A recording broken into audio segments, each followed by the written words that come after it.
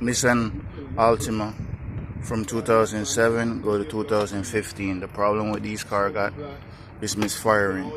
Most while people always jump start the car and damage the ECU. When you're changing the ECU, make sure you get the transmission one and the main one.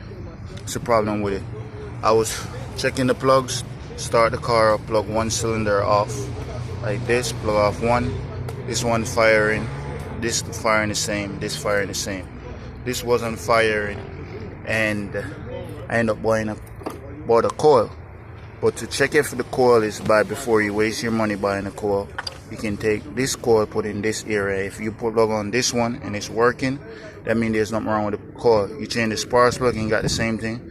That means the wire from this area to the ECU, that means you got a fault ECU. That means the cylinder is bad.